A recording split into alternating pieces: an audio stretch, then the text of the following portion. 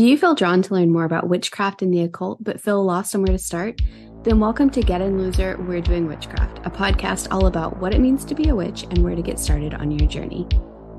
Join us as we navigate through various witchy topics and share what we have learned about the craft. So get in, witches, as we take a deeper look into Wicca.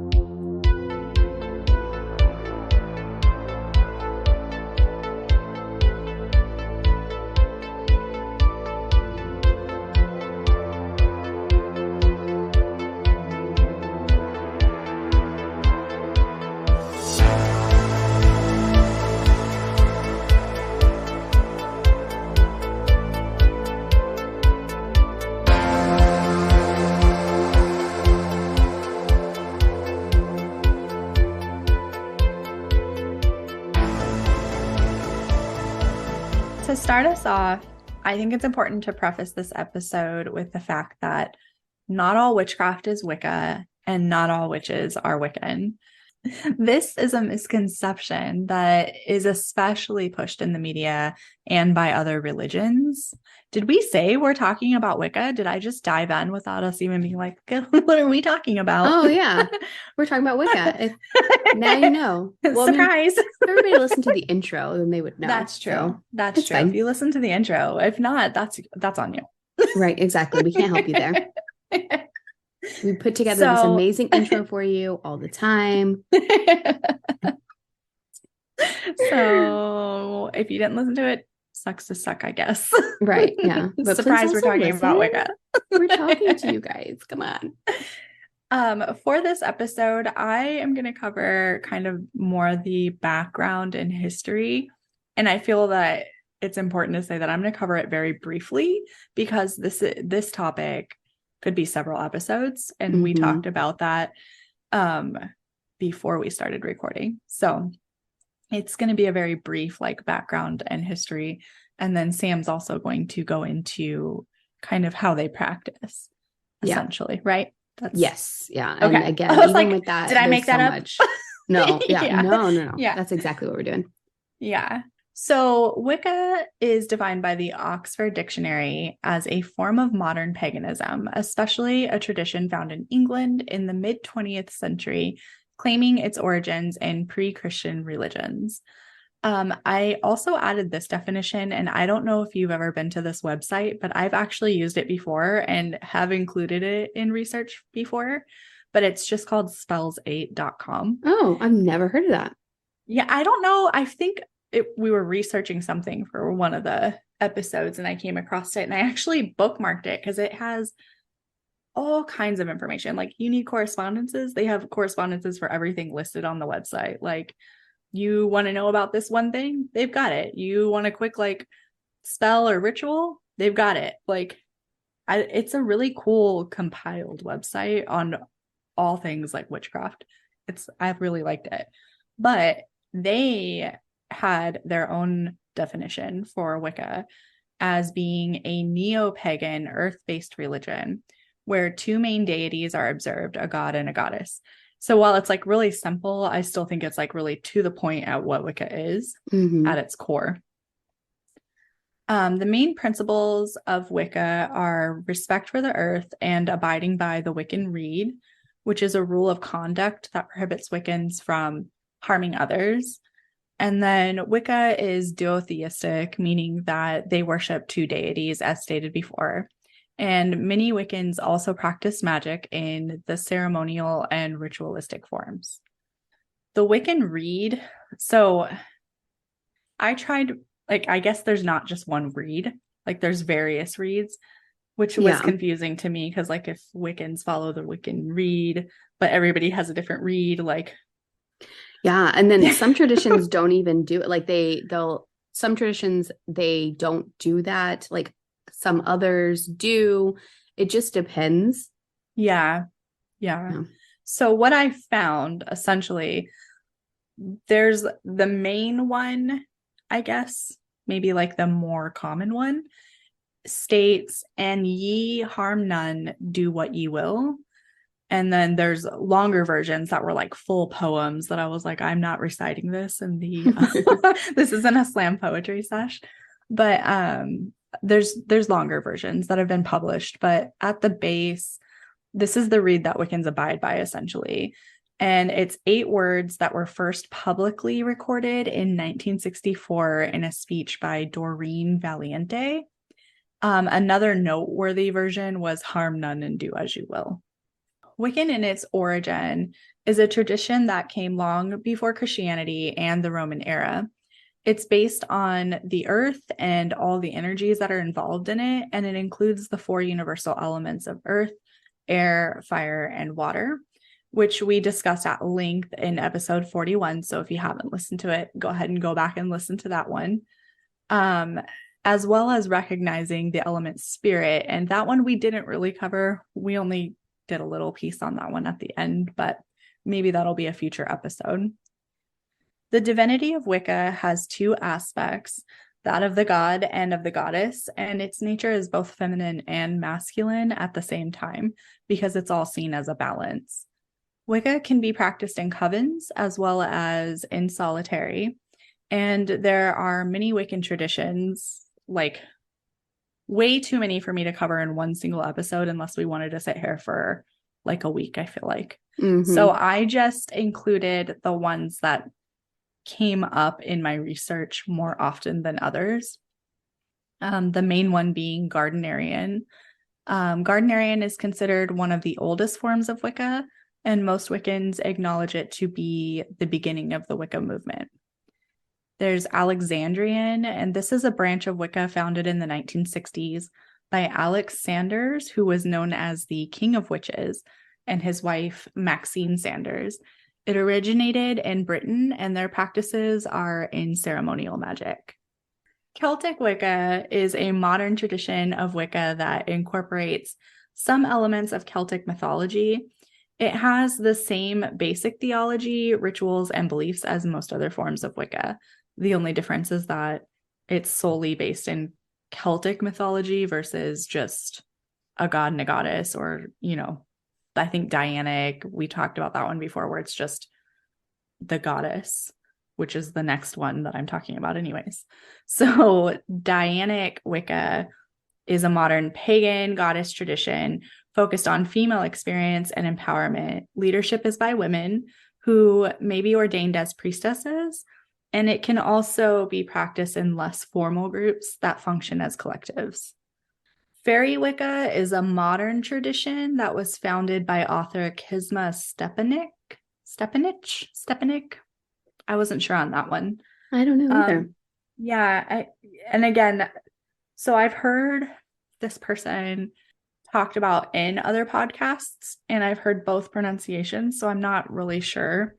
But I mean, I feel like you get the gist. Stepanik, they're close, right? This tradition claims to recover the traditions of the Tuatha De Danann, though there have been some disagreements on this claim. Like, I couldn't, this is where I was running into issues with everything. I'm like, it is or it isn't. There's no black and white in a lot of the history and research of it. It's like maybe, but couldn't be, but probably, but might not. Yeah. I ran into that a lot with these. Kemetic is an eclectic neo-pagan spiritual path combining the ancient Egyptian religion with modern day earth religions. And then eclectic, which I feel like everything has an eclectic version. So basically they just pull and blend concepts and practices from different Wiccan backgrounds and makes Wicca kind of fit the practitioner. And again, these aren't all of the Wiccan traditions that are out there. These are just the ones that were more well-known and more widely practiced. So in the history of Wicca, there was a woman named Margaret Murray, and she was an archaeologist, an anthropologist, a historian, and a folklorist. And she published a book called The Witch Cult in Western Europe in 1921. And it's believed that Gerald Gardner, known as the father of Wicca, built his idea for Wicca from this book. But there's also believed that at least like some of Wicca was based off of a different book titled, I think it's Aradia, or The Gospel of Witches, And this was published by an American author, poet, and folklorist named Charles Leland in 1899, though this belief is sometimes argued that no, Wicca wasn't founded on any of this. So again, maybe, could be, probably not. Mm-hmm. Gerald Gardner is considered the founding father of Wicca, and he was an English author who had experience in occult practices such as Rosicrucianism, which is symbolic and spiritual alchemy, and he was said to be initiated into a group known as the New Forest Coven in 1939.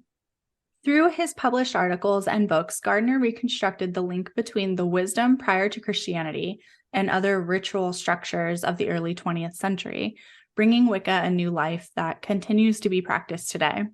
It's said that during his initiation, the term Wicca was used, and this is Wicca with one C, which I guess was pretty important to differentiate. And Gardner basically recognized this as being an old term used for witch. In Old English, the term Wicca, again with one C, meant a witch of any gender, and this was the beginning of Gardnerian Wicca. Gardner also met Aleister Crowley, who I feel like if you're listening to our podcast, you probably at least have heard that name before. Mm-hmm. I feel like he's a very well-known figure in witchy and occult communities. But he met Crowley in 1946, where Gardner then wrote a novel called High Magic's Aid. And for those who aren't familiar with Crowley, at his base, he's an English occultist, ceremonial magician, a poet, a painter, a novelist, and a mountaineer who founded the religion Thelema. And he was also known at one point in his life as the wickedest man in the world, which is hilarious to me. In 1951, England repealed the 1736 Witchcraft Act that made witchcraft illegal. And this allowed Gardner to then go public and form his own coven. Also, in this same year, a former filmmaker named Cecil Williamson opened the Folklore Center of Superstition and Witchcraft on the Isle of Man, and he designated Gardner as the resident witch.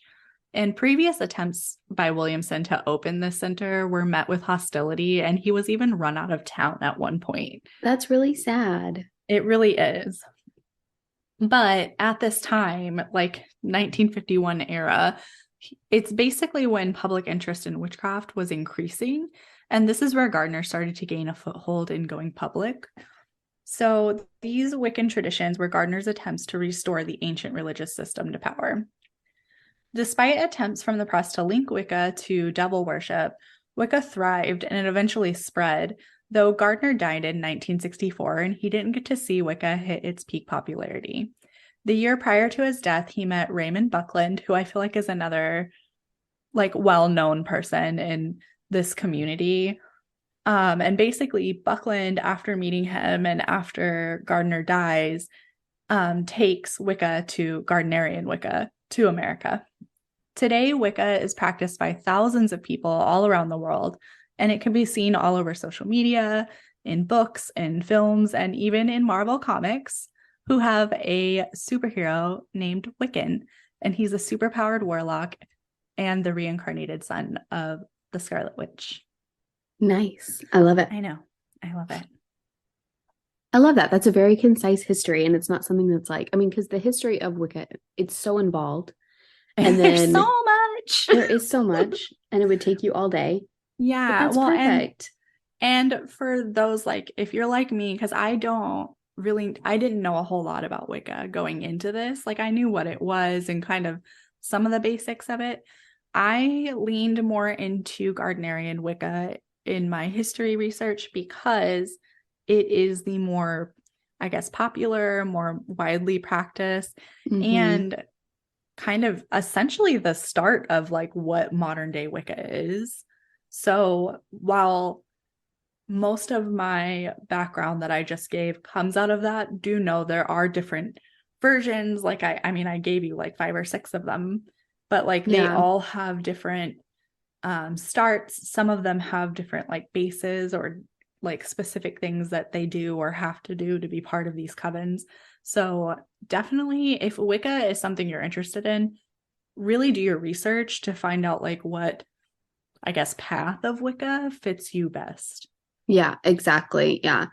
And so I'm going to be talking about more of like the like Wicca practices. And this obviously is not an inclusive list of Wiccan practices by any means. And with what I talk about in this section, it doesn't mean that every tradition operates this way either. Like, just like what you just said, like, I mean, if you're interested in Dianic Wicca, like none of these traditions or practices might even fall in line with what you do at a coven that you might be initiated in. So this is just like a very basic structure of Wiccan practices. And this is what I've put together through research for this topic. Um, Again, Tiffany and myself, we're not Wiccan. We've never initiated into a Wiccan coven or even worked in an outer court. So obviously do with this information what you will.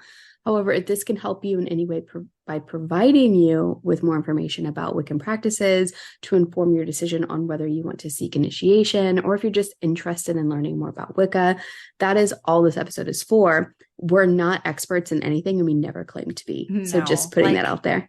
Just take whatever we give you, like take it as a grain of salt and use it as like a launch pad for your own like research. Exactly. Like yeah. base your research off what we tell you. Because I mean, a lot of it, especially like on topics like this, we also have to research to be able to figure out, you know, what everything is and how to explain it in a way that makes sense. Yes. Don't take it as like the final word. Absolutely. Absolutely not. Yeah. So, some of the like main covenants when it comes to Wicca, there are many. The first one being this: Wicca itself is very initiatory as a religion. So something that is very definitive of Wicca is the idea of working in a coven. Not every person who is Wiccan works in a coven. There is solitary Wiccan practitioners. And then there's a lot of drama surrounding, can you be a solitary Wiccan? Do you have to work in a coven? And we are not here to tell you what you can and can't do. But just as like an overview, a lot of Wiccans work in covens. And covens vary drastically depending on where you are and what tradition of Wicca you are practicing. And we had an entire episode on covens versus solitary work in season 1. So check out episode 7 if you want more information on the differences between the two, because I'm not going to do like a deep dive into that on this episode. But the thing with coven work and traditional Wicca is that it doesn't matter what your parents believed in, what books you've read, how many years you've practiced, etc. Your ability to join a coven depends solely on seeking out a coven in your area, setting up a meeting with the high priest or high priestess, and requesting to be considered for membership. And this can seem very selective, and it should be, because if you think about it, covens are highly personal and close. So of course, a high priestess or a high priest, it wants to fully vet everyone they are considering for membership. And there are a lot of steps to go through before you're even offered a spot in the coven. Often the rule is you need to practice for a year and a day, but this varies widely by tradition and coven. So you could spend years in the seeking phase and the outer court phase and never actually get initiated into the coven you are seeking into. And that's nothing to do with like anything bad against you or anything, just bad in general. It could just be that maybe it's not the right time, or maybe you're not the right fit. And, that's okay, because not everyone's going to be the right fit for everything. So another thing that comes up when you're referencing Wicca and working in a coven, and this is something that we also talked about on our coven versus solitary work episode, is the idea of working skyclad. This is something that isn't an expectation in every coven, but it is something that happens in a lot of covens. And basically this is working naked. So TNA together. On full display. Yeah. Together. Not in any sort of sex practices or rituals or anything like that.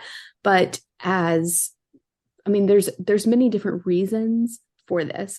Some of the reasons include, one, it's just easier to perform rituals and like work with fire, things like that without clothes on. Reducing that fire hazard by a lot. We as humans are a fire hazard. We really are. I've also heard that it levels the playing field, so it makes everyone vulnerable and closer. It's supposed to be uncomfortable at first, and really, it's a way to get closer together and bring you into that ritualistic mindset. No one is looking at your other coven members in a sexual way, and if they are looking at you in a sexual way whenever you're practicing Skyclad, that's probably not the right coven for you. Please take a step back because there's some other issues there. Which we talk about that in the coven versus solitary practice episode. Like, always make sure you're safe in these situations when you're setting up meetings, when there's, the possibility of Skyclad, like, always make sure it's a safe situation for you. And if it's not, get out. Exactly. Don't stay. Yes. Let people know where you are. Please be safe in these things. Please be safe. Like, no. Don't, if anything makes you feel uncomfortable, just don't do it. I mean, like I said, Skyclad should be uncomfortable at first, but you should also, while it might be uncomfortable, you're entering it into, like, at that point, you've already been initiated in the coven. You've already been working with these people for at least a year and a day. And, like, even though it's uncomfortable doing that for the first time, you know that the coven has your back, and you know that, like, it's uncomfortable in the fact that you're just, like, this is new for you, but not uncomfortable in the fact that, like, you feel unsafe. Right. So, like I said, it brings you into more of a ritualistic mindset. So it's setting your worldly and mundane possessions outside of the ritual space and focusing solely on a ritual with your other coven members. So, like I said, there's many reasons why covens will perform Skyclad. Those are just a couple.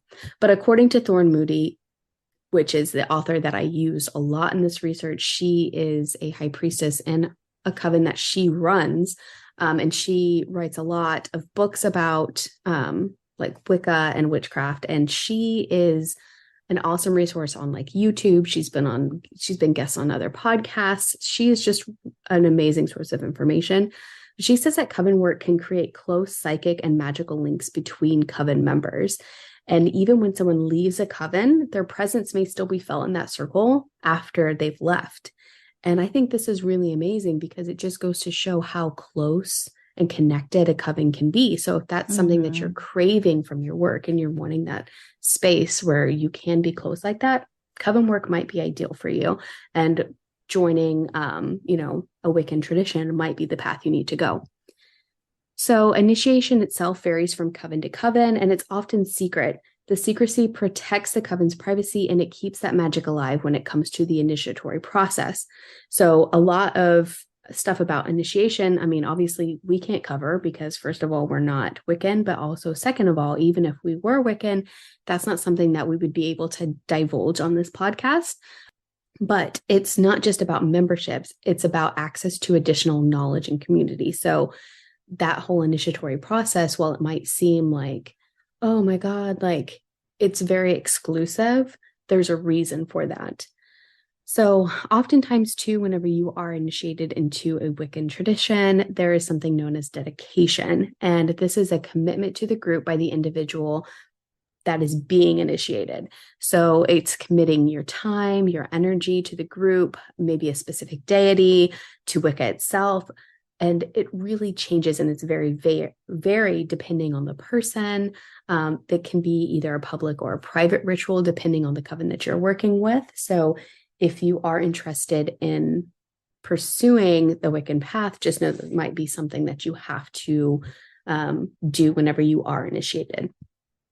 And then also another aspect of Wicca is that it's very lineage. Wiccan traditions trace their lineage to the founder of their tradition. So if you are, for instance, a Gardnerian Wiccan, your coven will be able to trace their particular coven through lineage to Gerald Gardner in some way.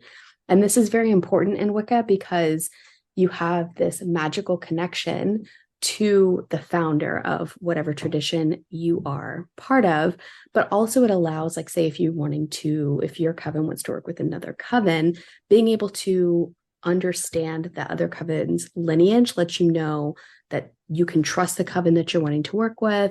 It allows you to be able to vouch for other people, that sort of thing. So there's a huge lineage aspect to that. It Hold on, makes me think of that. What is that? The 6 degrees of Kevin Bacon. yes. Yeah, It's like the 6 degrees of Wiccan Coven. absolutely it is. Another thing about Wicca is it's very hierarchical. Hierarchical. How do you say that word? I hate that word. I can't say it. Hierarchical. It's on my list of words I refuse to say. Everybody knows what word I'm trying to say. I'm not even It going to comes edit from this out. hierarchy. Hierarchy. And there's an AL at the end. Hierarchical. I think that's how you say it. So there's an emphasis here on a structure. There's a learning environment, modeling from more adept practitioners, and if you're allowing for feedback from teachers and peers. And along with the structure, in most Wiccan covens, there is an emphasis on hierarchy from more experienced leaders to members who are new to the craft. And often this translates into like a degree system. So seekers are also known as trial members, sometimes neophytes. Could be a completely different word for it depending on the tradition that you're interested in. And this is the basically category for those who are seeking initiation into a coven. Depending on a particular coven, like I said, this could be anywhere from a year and a day to 2 years, maybe even more. In the UK, in the area that I was living, there was a coven that I was very interested in seeking initiation into. However, the seeking process was a 2-year-long process, and that would not have worked for an active duty military family that was only going to be there for 3 years. And so it is a little bit frustrating because we have to move around so much. You can't establish roots, but at the same time, I understand why that coven wouldn't have been a good fit for me, because it's like you do all this seeking and the initiatory process, and then you're moving. Like that's a lot of work that the coven puts into you to not even be staying in that area. So the next would be like the first degree, which are the initiates. And these are individuals that have been formally ritually accepted into a coven. They're no longer seekers, and they're recognized as part of the coven. The next would be second degrees. And depending on the tradition, they may take on their own students. They may help out in outer court functions. But just in general, they have more responsibilities in the coven. The next would be a queen or a magus. This is not in every tradition. Oftentimes, this is a high priestess or high priest whose initiates have gone off to form their own covens and have initiates of their own. So sometimes there's a rule that there needs to be 3 covens descended from him or her before that title applies. And I think that's really cool. Like it'd be so cool, I think, to work with a coven that has a queen and just seeing that history passed down. I think it'd be kind of cool. The next kind of degree or hierarchical structure is an elder. And this is a coven member with the most experience in a group. Usually these are 3rd degrees, but the term is relative. So like a 2nd degree is an elder to a 1st degree initiate.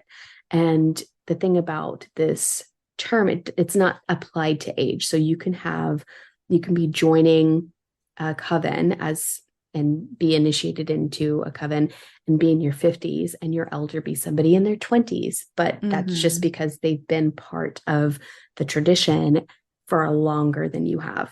Yeah. So these people have a lot of responsibility in a coven. They can run outer court for the seekers that I mentioned before. But, essentially they serve as models and guides to new members and to existing members because they're the elders. The next would be the maiden or the handmaiden.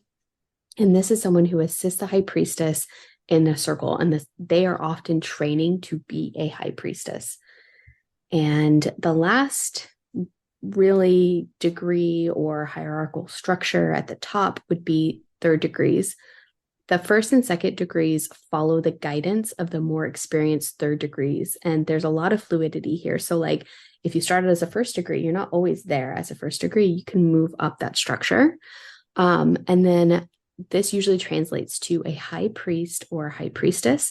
And many have the honorific of lord or lady in a circle setting. These are the leaders of the coven, and they're known as a supreme leader and the highest rank in the coven. In covens with both a high priestess and a high priest, the high priestess holds supremacy, even if like the roles and duties of a high priest and high priestess are shared between the two. And I love that. And basically the thing here is that the high priest, is granted that title from the high priestess, and he is her consort and support, her helper and guardian. And in some traditions, I've seen like written that like this might be a sibling relationship. It could be a romantic relationship. So I think it just depends on which tradition and which coven, because it obviously is going to be highly subjective to where you're at and who makes up your coven and whatnot. But that's kind of the hierarchical structure. There's a lot more that could be said and put in here, but this is just kind of the main ones. There's a lot more that I left out. But I just didn't want the whole episode to be like the hierarchy of coven makeup, because it could depend, like I said, on what coven you're joining. You could have like a high priest and no high priestess, or have no like queens in your coven or no handmaidens. Like it really just depends on how your coven is set up. Yeah. And then, so what can you expect from a Wiccan practice? This, again, is going to depend on the tradition and the coven, and it can vary widely. So usually what is common is once you're part of a coven, you will meet with them, whether it be monthly, weekly, quarterly, whatever, to work in circle together. Many Wiccans practice along the wheel of the year. So I assume at the very least, any coven that you join will meet to work to celebrate one of those 8 Sabbats.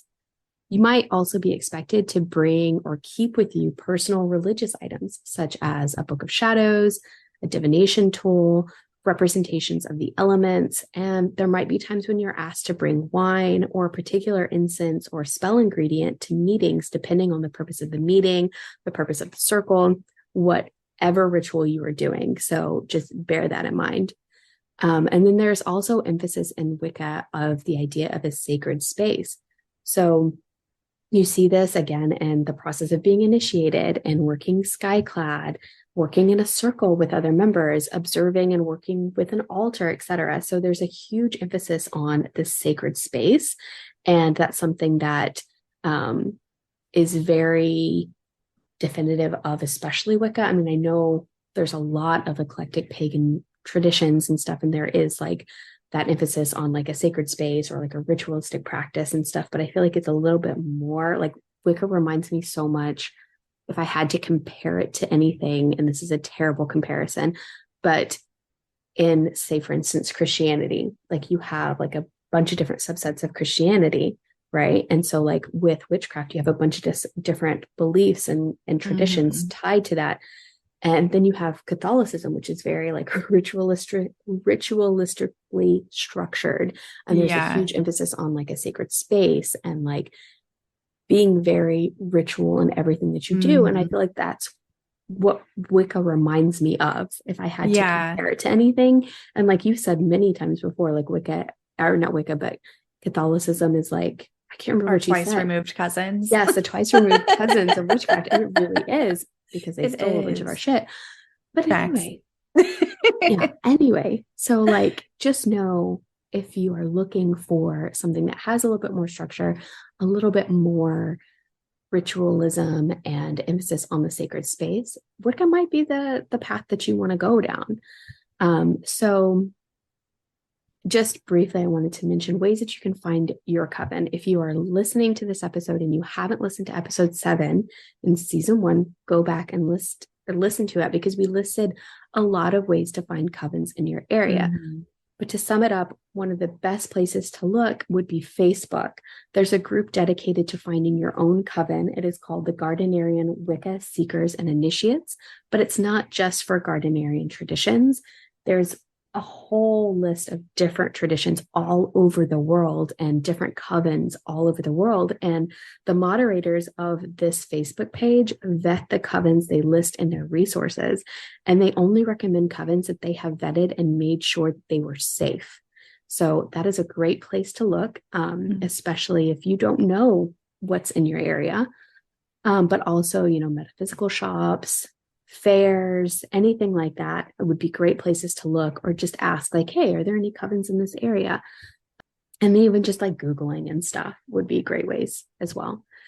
And then lastly, I wanted to give a shout out to a podcast that is amazing. If you are looking for more information or you want a deeper dive on just Wicca in general, this podcast is great because the host of the podcast is an initiated member of a Gardnerian coven, and she has a lot of great insight on coven work, specifically related to Wicca.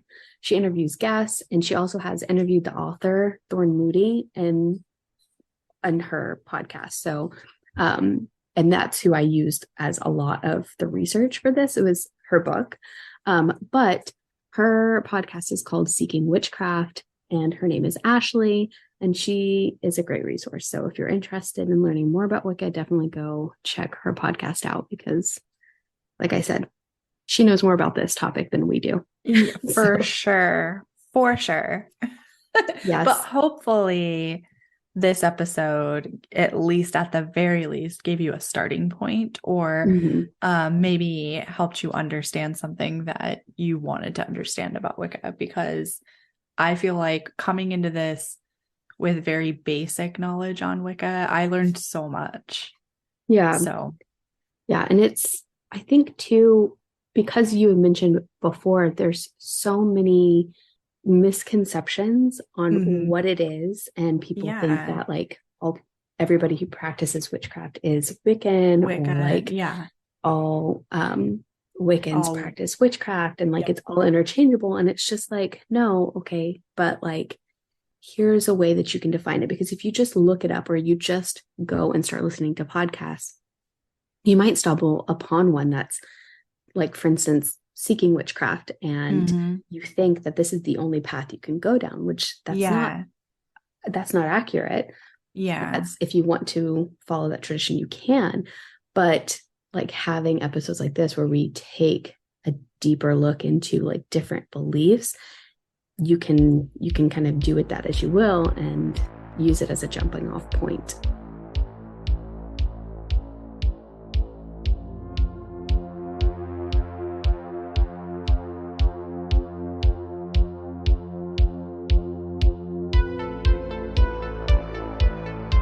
That's it for this episode of Get In Loser, We're Doing Witchcraft.